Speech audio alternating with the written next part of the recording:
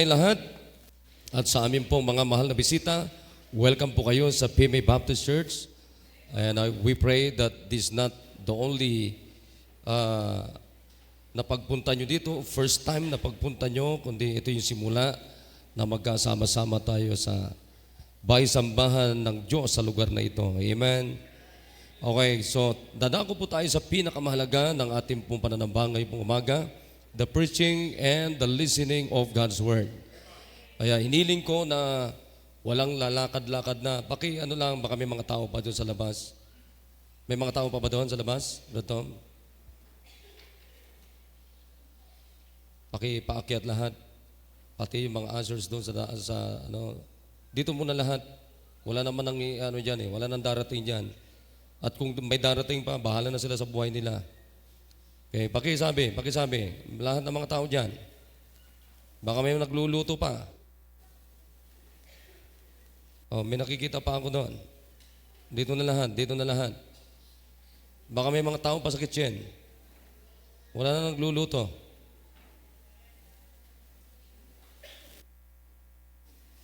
Alright, so dito po tayo sa Job. Let's go to the book of Job. Job chapter 1. Job chapter 1. Okay? At maganda mga kapatid na lahat nagbubuklat ng Biblia. Okay? Nakikinig kayo? Nakikinig ba tayo? Okay, lahat nagbubuklat ng Bible. At it's time to off your cell phones. Amen? It's time to off your cell phones, and it's time also to open your hearts and open your minds. Now, pag-uusapan natin, this is the continuation of our series of preaching about the blessing of commitment. The blessing of commitment. Amen? Our theme this year is Year of Commitment. Alam nyo, di nyo lang alam kung gaano kaganda pagka ikaw ay may commitment sa Diyos. Amen? Okay, so susundan nyo na lang po ako magbabasa pa kasi kung babasahin natin lahat ito, mauubos ang oras natin. So sundan nyo lang po ako at may mga babasahin lang po tayo ng mga talata. Now verse number 1, sabi dito, I hope nandyan na kayo, amen? Okay, verse number 1, there was a man in the land of Uz whose name was Job. Anong ibig sabihin ng Job? Hated or persecuted. And the man was perfect and upright, and one that feared God and eschewed evil. And there were born unto him 7 sons and 3 daughters. His substance also was 7,000 sheep, and 3,000 camels, and 500 yoke of oxen, and 500 she-asses, and a very great household, so that this man was the greatest of all the men of the east. Okay? So kaya po natin binabasa yan, mga kapatid, para makilala natin sino itong si Job. Amen? Now let's drop down to verse number 7. In verse number 7, nagkaroon po dito ng paghahamon. And the Lord said unto Satan, Whence comest thou? Then Satan answered the Lord and said, From going down, or from going to and fro in the earth, and from walking up and down in it. And the Lord said unto Satan, Hast thou considered my servant Job, that there is none like him in the land, in the earth, a perfect and an upright man, one that feareth God and escheweth evil. But kung itutuloy nyo na babasahin dyan, mga kapatid, in verse number 12, nagsimula na pong makialam si Satan sa pamilya ni Job. So Satan went forth from the presence of the Lord. Makikita nyo dyan sa verse number 13, hindi na natin babasahin yan.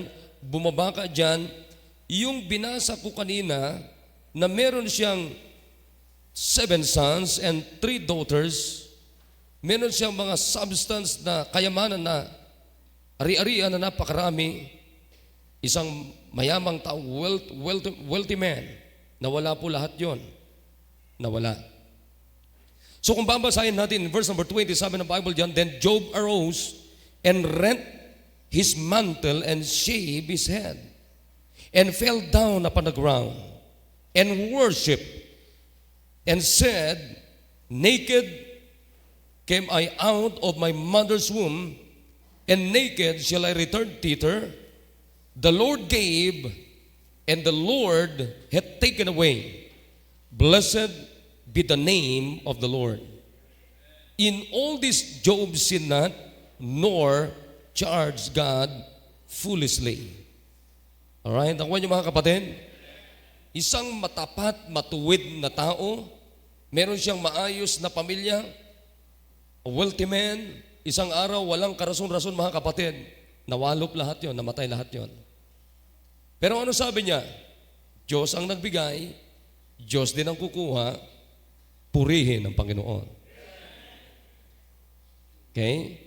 Again, this is the continuation of our preaching about the blessing of commitment.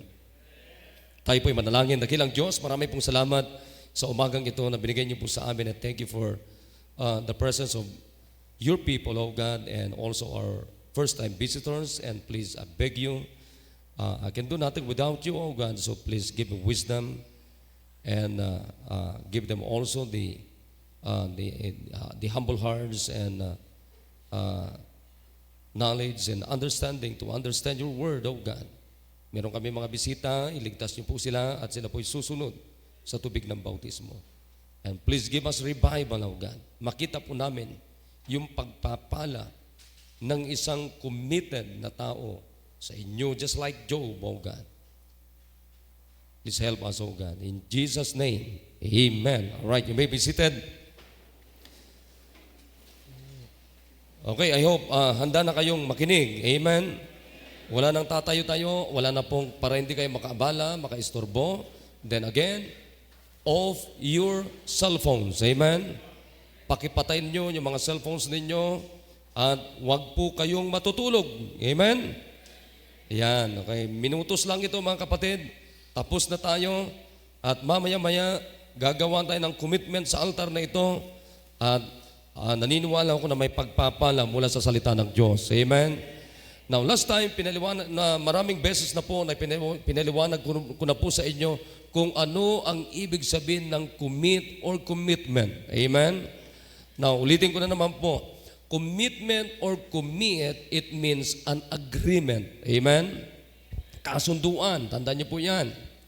At ang kasunduan ay, ang ibig sabihin po yan mga kapatid ay laging may kalakip na salitang trust. Amen? Nakikinig? Laging may kalakip yan, nakapaloob yan ng tinatawag na trust. Makinig na, huwag niyong laruin mga bata. Hey, kayo dyan mga nanay, huwag niyong laruin mga bata. Hindi kayo nakikinig. Ha? Sabi ko, wag niyong laruin yung mga bata eh. Paano kayo matututo kayong mga nanay kung nilalaro niyo yung mga bata? Makinig kayo. Ha? Problema, kayo ang walang natutunan. Bakit nilalaro yung mga bata? Kaya makita nyo, lagi kayo sa simbahan pero wala kayong natututunan. Ha?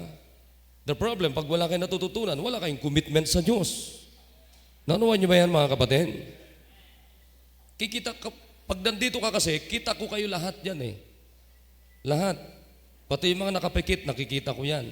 Bakit ano nga yung mga nakatago dito sa may poste? Marami mga nakatago. Hindi ko kayo nakikita. May nakatago dito sa may poste na 3. Hindi niyo ako nakikita, umalis na kayo dyan. Bakit ano mga Brad Jerry? Hanggang dyan sa may likod na yan, hindi ko sila nakikita.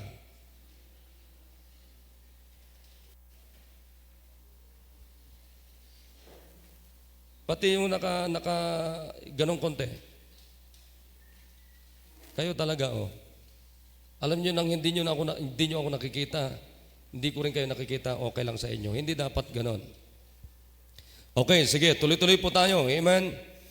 Now, dito sa binasa natin, ulitin ko po, sinasabi ko kanina, pag sinabi natin commit or commitment, is always an agreement, kasunduan. And every agreement has always the word, yung tinatawag na trust. Nandiyan lagi yung tinatawag, the very issue of that, from that word is trust. Pagtitiwala. Nakikinig mga kapatid? And again, hindi natin maalis dyan yung tinatawag na pag may kasunduan, we need to put into action. Amen? Kinakailangan gawin yan, kinakailangan, kasi nga kasunduan yan, walang kasunduan na walang action. So kinakailangan, ito yung kasunduan nyo, kinakailangan trabahuin natin. Let's put into action. Every commitment must always put into action. Amen? And every agreement has always the word na tinatawag na trust. Nandyan yung pagtitiwala. Oo. Kasi mahirap makipagkasundo na walang o hindi mapagkatiwalaan. Tama? Kaya ang pinag-uusapan natin dito, yung pagpapala, yung blessing dito, pag meron tayong commitment sa Diyos. Nagkakaintindihan tayo? Amen? Yan, alright. So tuloy-tuloy na natin. So ano yung blessing pag meron tayong commitment sa Diyos? Now, kanina, binasa natin itong mga talata na patungkol sa buhay ni Job. Makita natin dito si Job, anong sabi ng Biblia? He was a perfect man. He was a upright man, eschewed evil, feared God. Meron siyang matinong taong ito, maayos na taong ito, mga kapatid. Kilala siya sa lugar na kanyang lugar na matuwid na tao. Hindi siya kilala na palaaway. Nakikinig kayo? Hindi siya kilala na palaaway, hindi rin kilala yung kanyang misis na palaaway. Mga anak niya walang record doon na masama. Doon sa lugar na ito, mga kapatid, kilala sila na isang maayos na pamilya.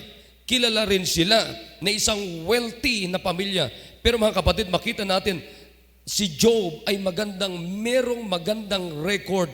Doon sa lugar na yon, maging sarapan ng Diyos, meron siyang maayos na record.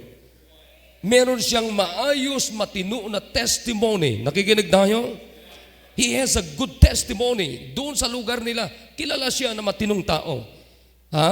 Yung misis niya, kilala siya, mga kapatid, na maayos din na tao. Yung mga anak, kilala na maayos na mga anak sa lugar na yon. Pero dumating ang punto, mga kapatid, na mayroong paghahamon ang diablo sa buhay ni Job. Nakikinig tayo?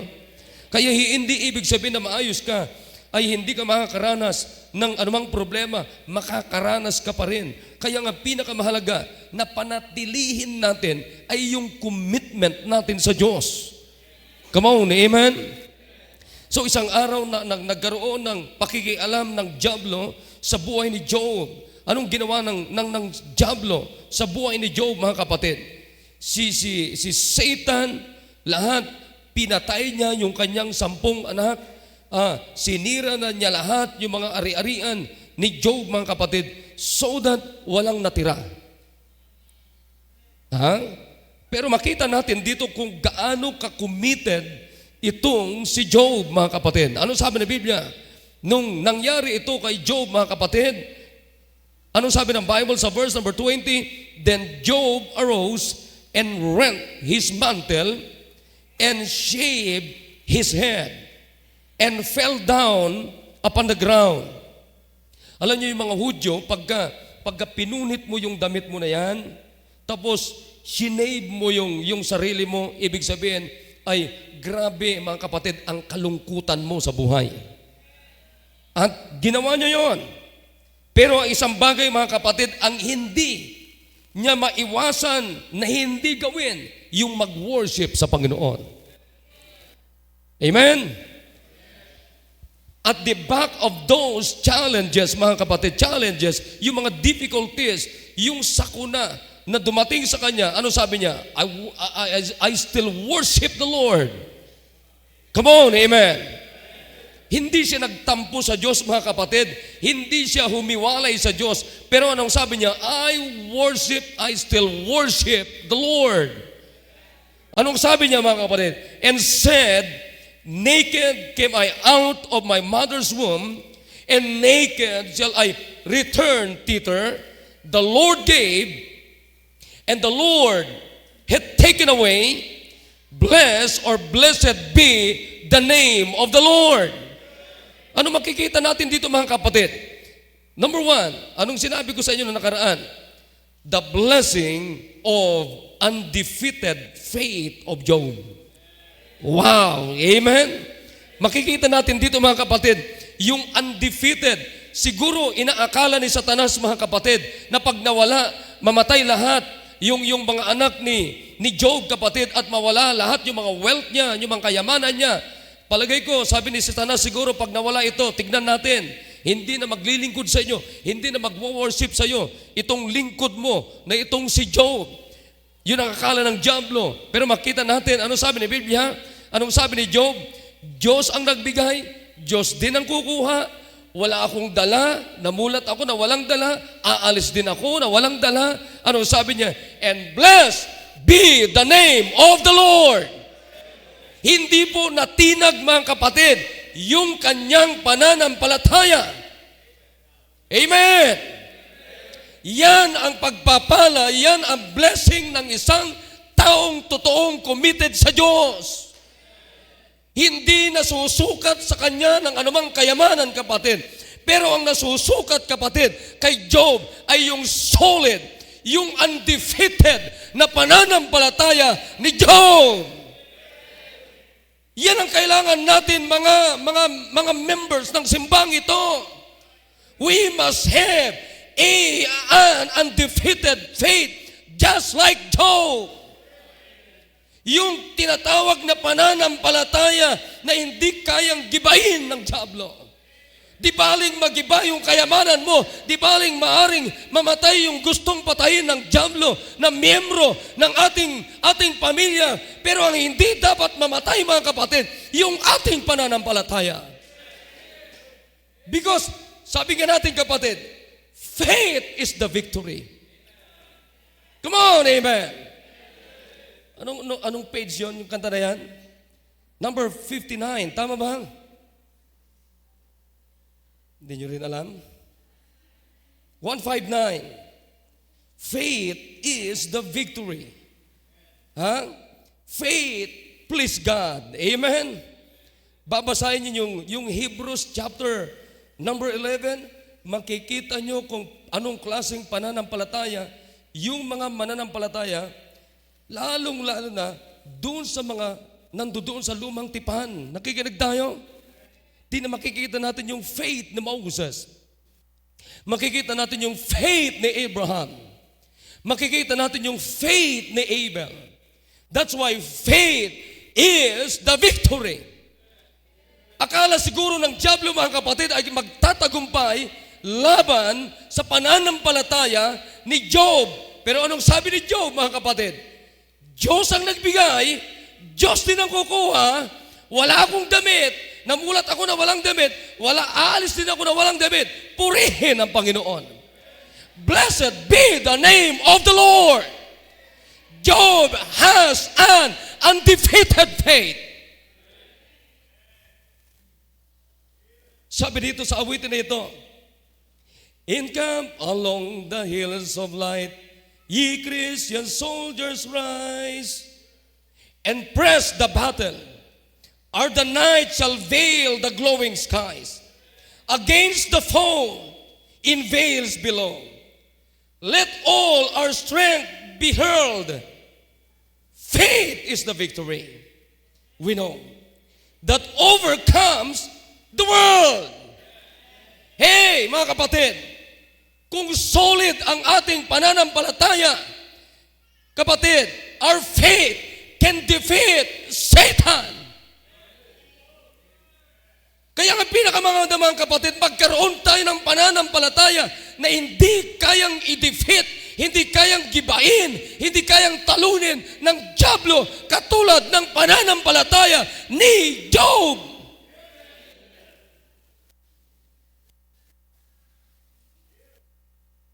His banner over us is love. our sword, the Word of God. We tread the road the saints above with shouts of triumph at trod. By faith, they like whirlwind's breath, swept on of every field. The faith by which they conquered death. Whoa! Faith can conquer death. Kaya nga nung sumampalataya tayo kay Kristo as our Lord and Savior, kapatid, nagkaroon tayo ng pananampalataya, hindi na tayo pupunta sa apoy ng impyerno. Faith can conquer hell. Faith can conquer eternal separation from Jesus Christ. Faith is the victory. Kaya nga pinakamaganda, mga kapatid, magkaroon tayo ng commitment sa Panginoon just like Job. Kaya pag dumating yung sakuna sa buhay natin, faith cannot defeat any circumstances of our lives that Satan can give us. Come on, amen? Alam mo, nung nawala yung mga anak niya, 10 anak na matay. Samantalang ikaw, isang aso lang namatay, hindi ka na nagsisimba. Ha? Nakuha nyo? Namatay lang yung aso mo. Alam mo, kung may aso ka na nagiging sagabal sa pagsisimba mo, sa ministry mo, dalhin mo dito, kalderitahin natin. Ha? Pastor, yung aso ko, Japanese, dog, gawin nating Chinese soup.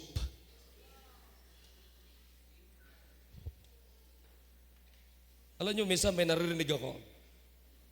Kasi may mga dog lovers. We do not need dog lovers. We need God lovers. Kaya kayong mga dog lovers, baguhin nyo yung pagiging dog lovers ninyo. Make yourself God lovers. Amen! Dadaling ko sa mga kalinggayan. Kakaldereta lang dayta. Gawin nating pinunag, nagimas ngay. Amen? Faith is the victory. Job's faith defeated the false accusation of Satan. Nakikinig kayo, mga kapatid? Nakikinig kayo? Job's faith, Job's commitment defeated the false accusation of Satan. Come on, amen. At alam nyo, pagkatapos pagpapatayin, pagsisirain ng diablo, yung gusto niyang sirain sa pamilya ni Job, hindi pa nakontento. Anong sabi ng Biblia? And Satan, chapter 2, verse number 4. Sundan nyo ako habang binabasa ko. And Satan answered the Lord and said, skin for skin. Hindi pa nakontento. Makinig kayo. Ang diablo, hindi makontento para tayo sirain. Ano sabi ni Satanas? Skin for skin, yea, all that a man hath will he give for his life. At yan sabi ng Biblia dyan, but put forth, sabi ng Diyos sa kanya, thine hand now, and touch his bones and his flesh, and he will curse thee to thy face. Sabi ni Satanas sa Panginoon. And the Lord said unto Satan, behold, he is in thine hand, but save his life. So when Satan forth from the presence of the Lord, and smote Job with sore boils from the sole of his foot unto his crown. Alam mo, hindi pa nakontento si Satanas. Ano ginawa niya? Binigyan niya ng galis si Job mula ulo hanggang talampakan hanggang ulo. At sabi ng Biblia, sabi ng Bible, mga kapatid, and he took him a potsherd to scrap himself withal, and he sat down among the ashes. Ang ginawa niya, Ini-scrap, ginagano na niya yung kanyang mga galis. And then, sundan pa ng hindi magandang hamon ng kanyang may bahay. Tama? Yung kanyang misis. Verse number 9. Sana walang katulad ni Mrs. Job dito. Alam na niyang may problema ang buong pamilya nila. May problema pinag-iinitan siya ng dyablo. Anong sabi ng misis ni Job? Then said his wife unto him, dost thou still retain thy integrity? Curse God and die! Sabi ni Mrs. Job, nananatili ka pa sa ganyang kalagayan mo, sumpain mo na ang Diyos mo at mamatay ka na. Matindi si Mrs. Job, ano? Ilang kayang mga kamag-anak ni Mrs. Job na ganyan dito? Verse number 10, anong sabi ni Job? But he said unto her, thou speakest as one of the foolish women speaketh. What? Shall we receive good at the hand of God? And shall we not receive evil? In all this, did not Job sin with his lips? Wow. Come on, amen? Number 2, blessing. Number 1, ano yung blessing pag may commitment ka sa Panginoon? Mga kapatid, meron kang undefeated faith. Number 2, meron kang the blessing of unshakable trust in God. May kinig tayo? You have the blessing of unshakable trust in God. Akala mo yung hindi man lang na-shake, hindi man lang naalog, mga kapatid. Pag sinabi natin unshakable, not possible to weaken or get rid. Amen. Matatag, hindi natitinag. Nakikinig tayo? Tinan mo, namatay na yung 10 anak niya. Nawala na yung ari-arian niya, mga kapatid. Itong si Job. At binigyan pa siya ng galis. Hindi pa kumampi yung misis niya kanya. At maging yung mga kaibigan ni Job. Pero anong sabi ng Bible, kapatid? Then Job arose and rent his mantle and shaved his head and fell down upon the ground and worshiped God. And said, naked came I out of my mother's womb, and naked shall I return thither. The Lord gave, and the Lord hath taken away. Blessed be the name of the Lord. In all this, Job sinned not, nor charged God foolishly. Still, si Job, hindi natinag ang tiwala ni Job sa Diyos. Kahit na wala lahat yung yaman at mga anak ni Job, kapatid, hindi nagbago, hindi na shake yung tiwala ni Job sa Diyos. Yan ang kailangan natin, mga miyembro ng simbang ito. Unshakable. Unshakable commitment. Amen. Unshakable faith. Undefeated commitment. Undefeated faith. At this is the blessing na dapat makita natin katulad ng meron si Job. Minsan ang alam lang natin na blessing ay puro material na bagay. Yun lang alam natin Pera, material na bagay. Yun lamang ang madalas nating kinikilala at kilalanin na pagpapala. Sasabihin ko sa inyo, kayang mawala, kayang pakialaman, kapatid, kayang lusawin ni Satanas yung ating pera, yung ating mga anak, kayang pakialaman kahit na anong bagay. Pero mga kapatid, kung meron tayong solid na pananampalataya, Satan cannot defeat our faith. Kung meron tayong solid, hindi kayang matinag, hindi kayang i-shake ng diablo na pagtitiwala kahit kunin ni Satanas yung misis mo, kahit kunin ni Satanas yung anak mo, kahit gusto niyang pakialaman, yung dapat gusto niyang pakialaman ng diablong ito. Pero kapag meron kang pagtitiwala sa Diyos na unshakable, Satan never wins.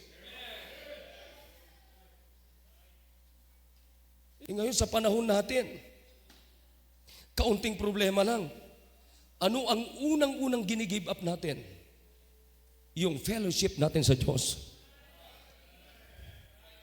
Kaunting problema, pambihira. Hindi ka na nagsisimba. Naunawan niyo ba yung mga kapatid? Samantalang itong si Job,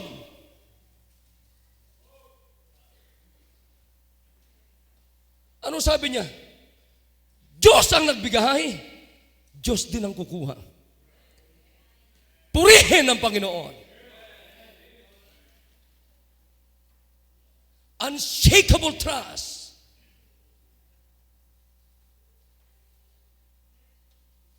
Nakikinig tayo?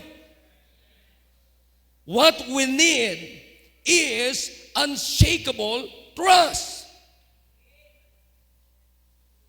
Kaya maganda yung sinabi dito eh. Proverbs chapter 3 verse number 5. Trust in the Lord with all thine heart, and lean not unto thine own understanding. In all thy ways acknowledge Him, and He shall direct thy paths.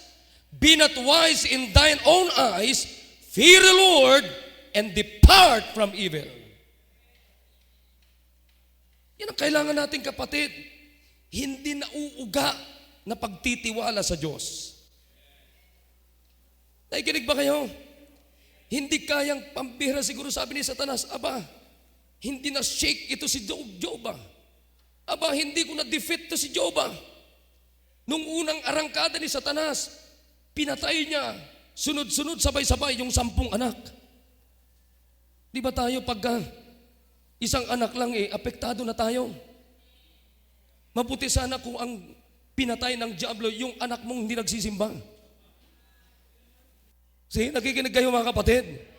Mabuti sana kung ang pinapatay ng Diyos na anak mo, yung hindi pa tapos ang service, umaalis na. Yun mga dapat patayin. Mabuti sana kung ang pinapatay ng Diyos, yung mga matitigas ang ulo na anak mo. Yung narinig na nila patungkol sa alak, umiinom pa rin ng alak. Yan sa mga dapat patayin ni Satanas.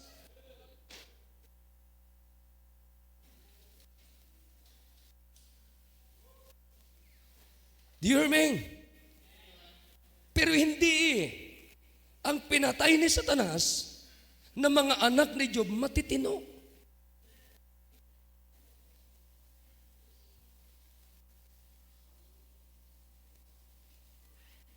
Siguro kung ako hindi ko maintindihan to. Sino si Job? Feared God. Naunawan niyo ba yun? Sino si Job? May takot sa Diyos. Sino si Job? Upright. Sino si Job? A just man. Sino yung mga anak ni Job? Kilala sila. Na hindi lasenggo sa lugar nila. Ha? Pero isang araw na hindi man lang sumagi sa isipan ni Job, namatay lahat yon. Nakikinig tayo mga kapatid? Pero alam nyo, hindi man lang na-defeat yung pananampalataya, yung commitment ni Job. Amen? Amen? Hindi man lang na-defeat mga kapatid, hindi man lang natalo. Ha? Kundi anong nangyari mga kapatid? Si Satanas ngayon ang na-defeat ng undefeated faith ni Job. Come on, amen? Sino ngayon ang na-shake mga kapatid? Aba, hindi man lang na-shake yung tiwala ni Job sa Diyos. Oh! Sino kaya sa ating kalagitnaan na totoong nagtitiwala ka sa Diyos katulad ng pagtitiwala ni Job sa Diyos? Naintindihan niyo ba ako mga kapatid? Ha? Naunawan niyo ba ako? Job, meron siyang blessing na unshakable trust. Eto, awan ko lang, iba pag sa'yo nangyari ito. Ha? Nakikinig tayo? Iba pag sa'yo mismo nangyari ito. Ha? Kaya makita nyo dito, ang ganda tong sinasabi ng Bible dito. You know these verses? Pinakasentro ng buong Biblia. Anong sinasabi diyan? Ha? Psalms 118 verses number 8 and 9. Ito yung pinakasentro ng Bible. Ano sabi? Sabi ng Bible, it is, come on, it is better to trust in the Lord than to put confidence in man. Verse number 9. It is better to trust in the Lord than to put confidence in princes. Come on, can you shout amen? It is better to trust in the Lord than to put confidence in money. Amen. It is better to trust in the Lord than to put confidence doon sa pera mo. It is always better to trust in the Lord than to put confidence in men, in princes.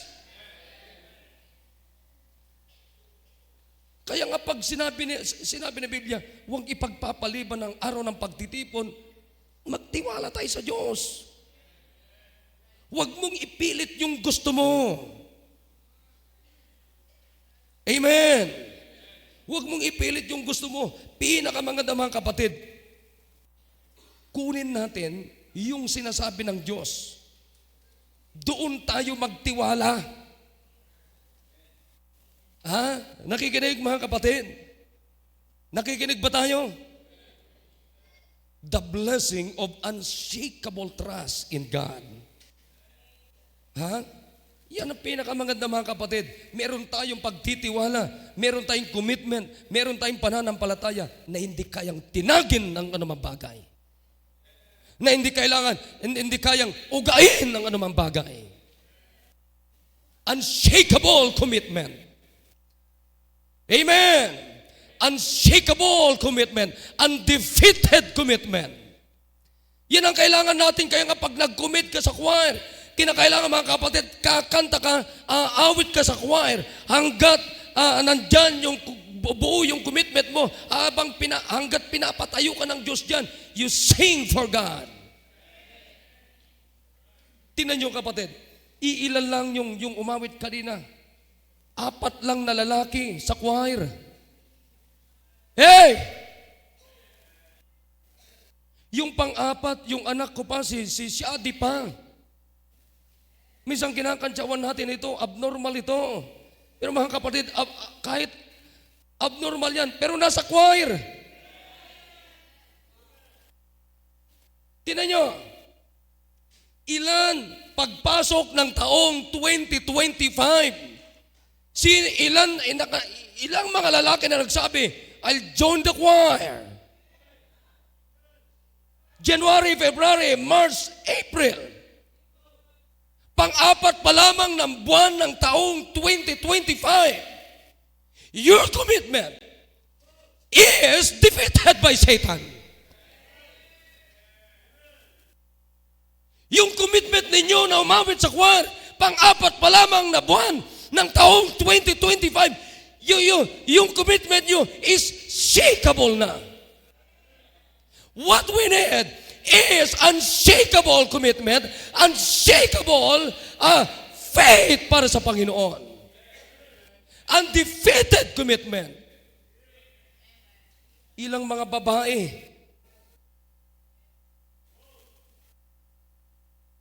na nag-commit sa choir. Ilang kayo na nag-commit na gusto nyong matutong mag-violin. Hey! Pero anong nangyayari? Bakit ito pa rin yung bilang ng ating nagbabayolin?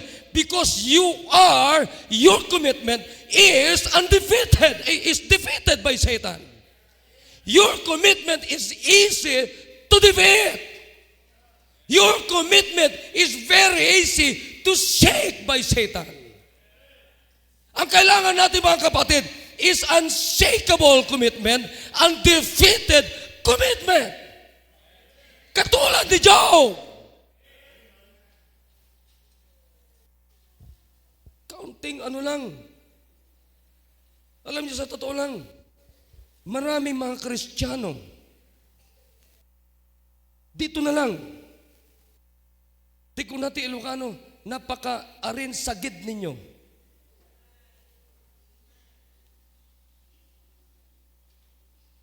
Paano kaya kung ang pastor din dito matampuhin din?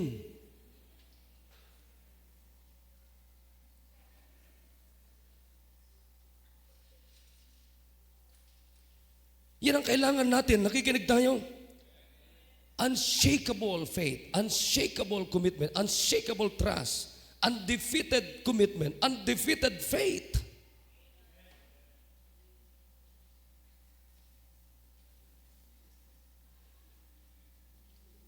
And the last, itutuloy natin mamayang hapon to. Alam nyo, don't miss itong karugtong nito. Maganda ito. Lalo na yun sa dulo, mga kapatid, na points natin. Let me give you another one. Ano number one na blessing meron tayo pag may commitment tayo sa Diyos? Number one, undefeated faith. Undefeated commitment. Pangalawa, unshakable trust. Amen? Akalain mo yung kapatid yan na pinakamaganda. Mawala na yung pera mo, mawala na yung trabaho, mawala na yung mga gustong pakialaman ni Satanas sa buhay mo. Pero ang hindi mo mawala dapat, yung trust natin sa Diyos. The number 3, the blessing of unspotted integrity.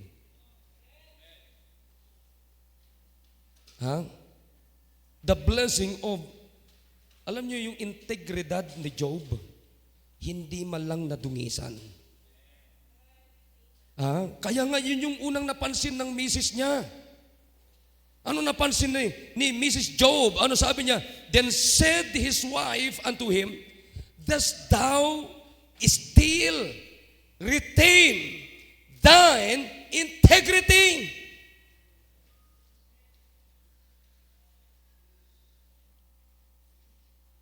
Pinapanatili mo pa rin yung integridad mo. Ano kaya kung why not curse God and die?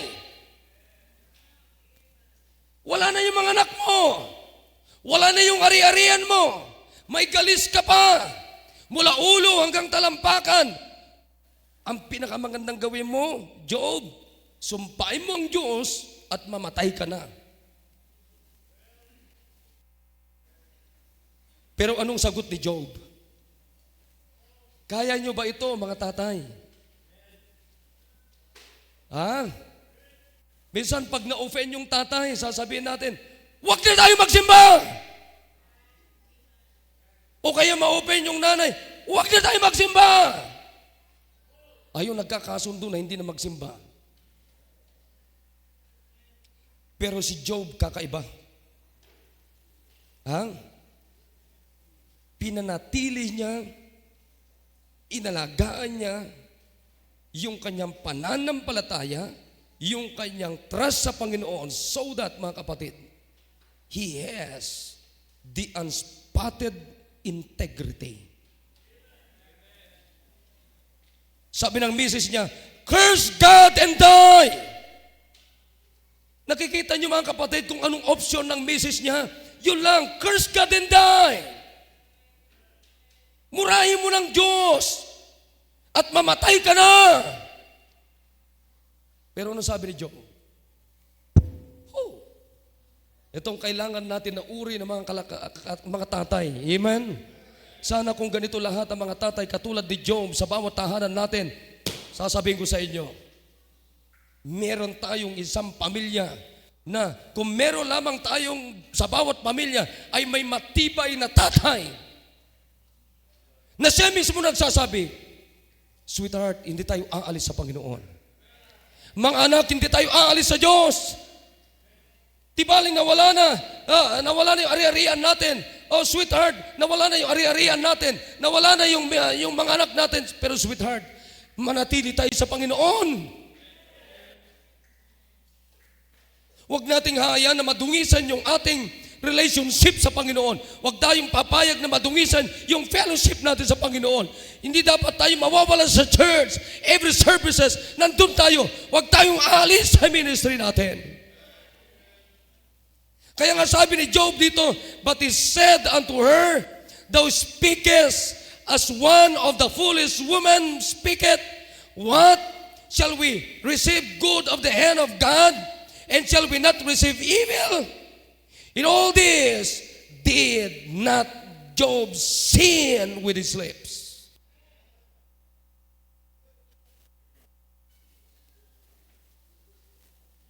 Hindi na tinag. Kaya nga sabi ng Biblia, let integrity and uprightness preserve me, for I wait on thee.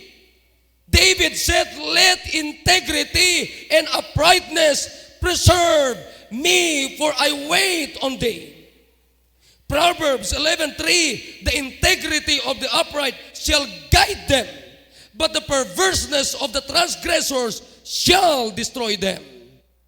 Proverbs 19:1, better is the poor than walketh in his integrity, than he that is a perverse in his lips and is a fool.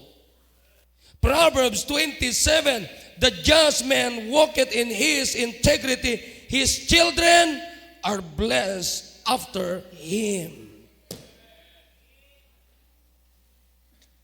Kapatid, di baling mawalan ka ng trabaho, di baling mawalan ka ng pera, di baling may sakit ka na, di baling mawalan ka na ng anak, di baling mawalan na gustong pakialaman ng diablo sa buhay natin. Pero, ang pagyayamanin natin, yung ating integridad sa Diyos.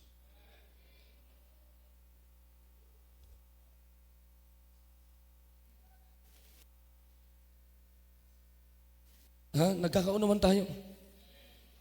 Nauunawaan nyo ba kung anong klaseng pagpapala meron tayo kung meron kayong commitment sa Diyos?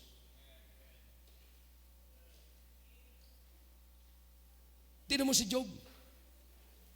Hindi siya nakafocus sa pera. Naunawan nyo? Pero saan siya nakafocus? Yung integridad niya sa Diyos. Yung purity ng kanyang relationship sa Diyos. Ayaw niyang madungisan. Nakikinig tayo? Alam niyo, pinakamaganda, huwag niyong dungisan yung ministry niyo. Huwag niyong dungisan yung church attendance ninyo. Huwag niyong dungisan yung tithes and offerings ninyo. Come on, amen? Huwag nating dungisan yung fellowship natin sa Diyos. Huwag nating dungisan yung ating relationship sa Diyos. Huwag nating dungisan yung ating soul winning. Yung inyong prayer life, yung ministry nyo.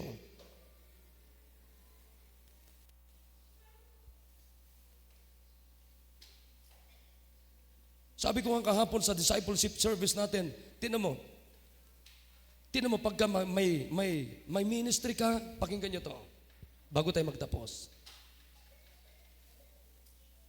Pag may ministry ka, meron kang tinatawag na, ano yung word natin kahapon? Kindness sa tao. Makinig, ulitin ko, parang hindi nyo nakukuha. Kayo man nasa likod. Alam mo, pag maganda ang fellowship mo, relationship mo sa Diyos, may ministry ka, at pag may ministry ka, yung kindness mo sa tao, buong-buo.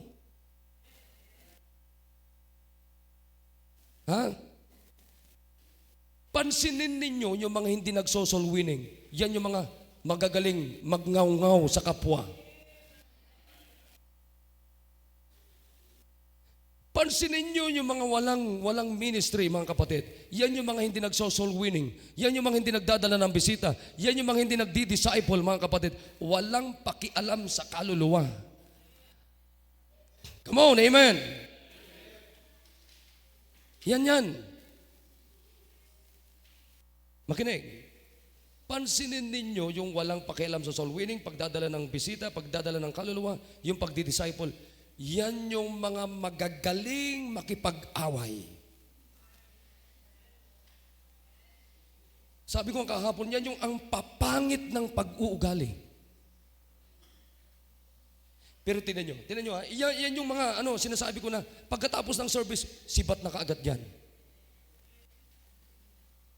Pero tignan nyo yung may mga ministry, yung mga soul winners, yung mga nagdadala ng bisita, nagdi-disciple. Pagkatapos ng service, anong gagawin nila? Pupunta doon sa grupo nila. Hahanda yung mga pagkain. Mamaya tuturuan mag-soul winning.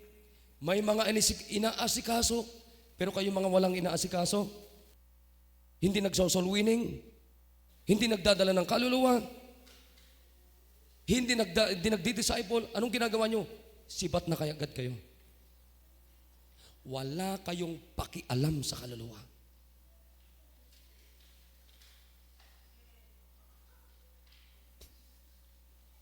Ha? Yan pa yung mga magagaling umahungaw.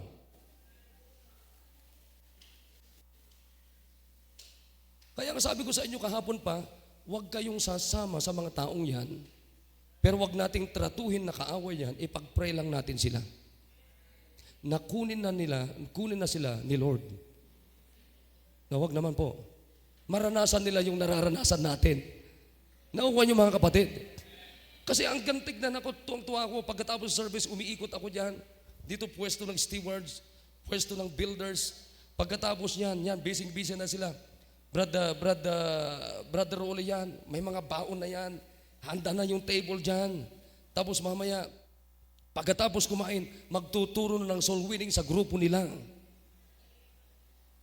Pero yung mga walang pakialam, sisibat ka agad kayo.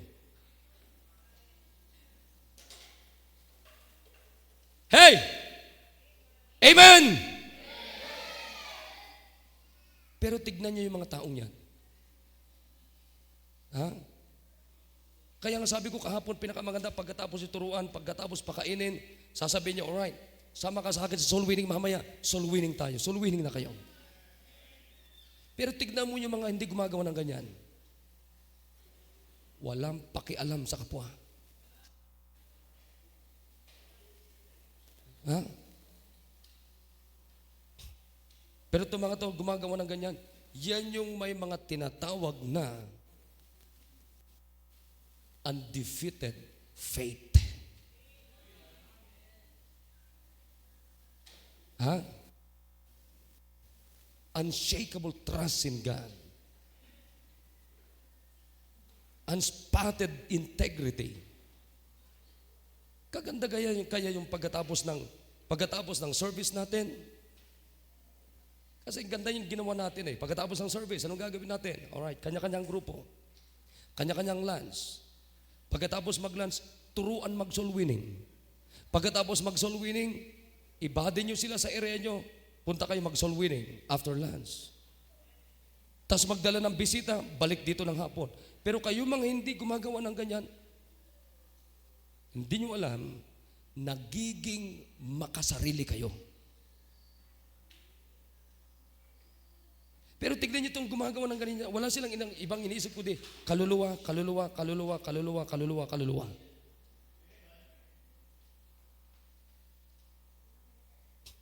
I hope nagkakaunawan tayo.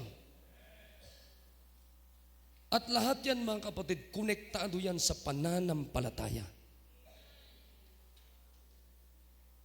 At lahat yan, konektado yan sa pagtitiwala natin sa Diyos. At alam nyo, like Job, kahit saan nanggagaling yung accusation, yung mga salita, hindi pabor sa kanya, pero ano sabi niya? Pinanatili niya yung kanyang integridad sa Diyos. hindi nadungisan. Yan ang kailangan natin. Now ngayon, mga kapatid, tumayo lahat. Everybody stand up, please. Pinakamagandang gawin natin.